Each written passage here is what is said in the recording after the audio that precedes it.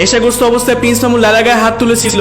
সোমবারের মধ্যরাতে লায়লা এরকম একটা ভিডিও সোশ্যাল মিডিয়া সবার কাছে ছড়িয়ে দেয়। এরপর থেকে সেই ভিডিওটা সোশ্যাল মিডিয়ায় ভাইরাল হয়ে যায়। সেই ভিডিওতে লায়লা সবার উদ্দেশ্যে বলেছিল, প্রিন্স মামুন আজকেও নেশা করে আমার গায়ে হাত তুলছে। এবারে যে প্রথমবার হাত তুলছে এরকম কিন্তু না, এর আগে হাত তুলছিল। এবং লায়লা ভালো করেই জানতো এই ভিডিওটা প্রিন্স মামুন ডিলিট করে দিবে। এই জন্য সেই ভিডিওতে লায়লা বারবার বলছিল, আপনারা যারা ভিডিওটা দেখতেছেন এখন স্ক্রিন রেকর্ড করে রেখে দিন, নইলে মামুন ভিডিওটা ডিলিট করে দিবে। এরপর যারা যারা এই ভিডিওটা দেখছিল তাদের মধ্যে অনেকেই ছিল যারা লায়লা সেই ভিডিওটা স্ক্রিন রেকর্ড করে রেখে দিয়েছিল। ভিডিওটা যারা যারা দেখতেছেন তাদের উদ্দেশ্যে একটা কথাই বলতেছি, ভিডিওটা যত বেশি পারেন শেয়ার করে দিবেন। আপনার একটা শেয়ারের জন্য অনেকেই ভিডিওটা দেখতে পারবে। যাই হোক, লায়লা তখন সবার উদ্দেশ্যে বলে, মামুন নেশা করা অবস্থায় আমার গায়ে হাত তুলে। আমাদের সামনে মামুনের দুইটা ফ্রেন্ড দাঁড়ায় ছিল। মামুনের সেই দুইটা ফ্রেন্ড দাঁড়া দাঁড়া দেখতেছিল। আমি বারবার মামুনের দুইটা ফ্রেন্ডকে বলছিলাম, প্লিজ তোমরা দুজন মামুনকে একটু থামাও, কিন্তু ওরা শুধু দাঁড়া দাঁড়া দেখতেছিলই, একটাবারের জন্য আমাকে হেল্প করে নাই।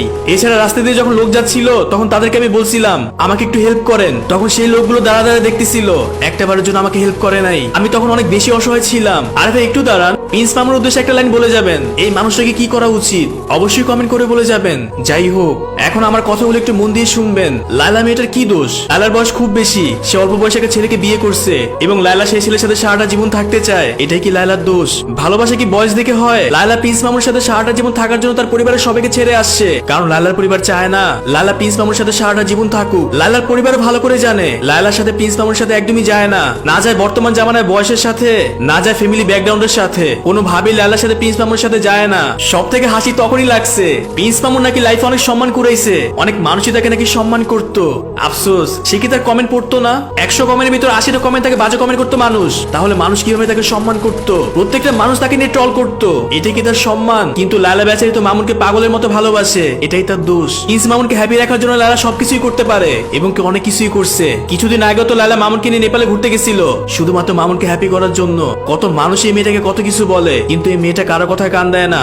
একটা মেয়ে যখন এক পুরুষ আসক্ত হয়ে যায় তখন দুনিয়ার কারো কথাই শুনতে ইচ্ছে করে না। আজকে একটা ভিডিও দেখলাম, গণমাধ্যমের কিছু লোক লায়লার ইন্টারভিউ নিতে গিয়েছিল, সেখানে লায়লাকে জিজ্ঞেস করা হয়েছিল, এরপরও কি আপনি প্রিন্স মামুনের সাথে সারা জীবন থাকবেন, নাকি আপনি প্রিন্স মামুনের সাথে সব ধরনের সম্পর্ক বিচ্ছিন্ন করে ফেলবেন? যদি এরপর প্রিন্স মামুন এসে আপনার কাছে সরি বলে, আবারও সবকিছু ঠিক করতে চায়, আপনি কি সবকিছু ঠিক করে ফেলবেন? তখন লায়লা সেই সাংবাদিক উদ্দেশ্যে একটা কথাই বলে, আমি আর মামুনের সাথে কোনো রকম সম্পর্ক রাখতে চাই না, আর মামুনও কখন আমার কাছে আসবে না। কত মানুষ আমাকে বলতো মামুন আমার টাকা দেখে ভালোবাসে, কিন্তু একটা বারের জন্য এই কথাগুলো আমার মনে হতো না। কিন্তু মাঝে মাঝে যখন মামুন আমার সাথে খারাপ ব্যবহার করে তখন মামুন নিজেই বলে, তোমাকে আমি বিয়ে করছি কেন, যদি আমাকে টাকা পয়সা নাই দিতে পারো? তখন আমার কাছে অনেক বেশি খারাপ লাগে। এখন লায়লার উদ্দেশ্যে কিছু কথা বলতেছি, একটা কথা মাথায় রাখবেন, আপনি যার তার না, আপনি যার শুধুই তার।